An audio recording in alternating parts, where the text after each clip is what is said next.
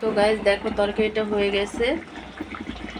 আলু দিয়ে পটল দিয়ে তরকারি, গরমের সিজনের সবজি দিয়ে খেতে সুস্বাদু। আসসালামু আলাইকুম, welcome back to my channel. কেমন আছো তোমরা সবাই? আশা করি ভালো আছো। তো গাইস তোমাদের মাঝে আরেকটি রান্নার রেসিপি নিয়ে চলে আসলাম। আজকে কি রান্না করব তোমাদের সাথে শেয়ার করব। তো গাইস ভিডিওটি ফার্স্ট থেকে লাস্ট পর্যন্ত দেখতে থাকো, আশা করি ভালো লাগবে। আর ভালো লাগলে প্লিজ একটি লাইক আর একটি সাবস্ক্রাইব করে পাশে থাকবে। তো রান্না করার জন্য এখানে আমি টমেটোর চাটনি রান্না করতেছি।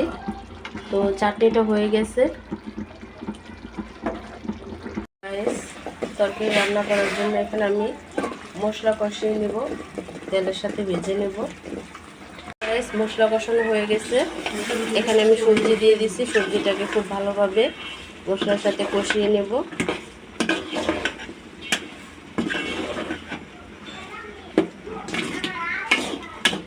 তো গাইস দেখো সবজিগুলো কষানো হয়ে গেছে।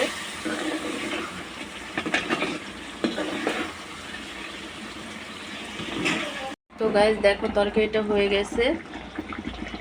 আলু দিয়ে পটল দিয়ে তরকারি, গরমের সিজনের সবজি দিয়ে খেতে সুস্বাদু। পটলের তরকারি কিন্তু ভালোই লাগে। তো এখানে আমি ধন্যবাদ অ্যাড করছি।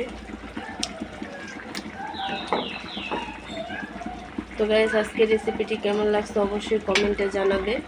তো অন্য কোনো রেসিপি নিয়ে তোমাদের মাঝে আবার চলে আসবো। আজকে এই পর্যন্তই। সবাই সুস্থ থাকবে, ভালো থাকবে। আল্লাহ হাফেজ।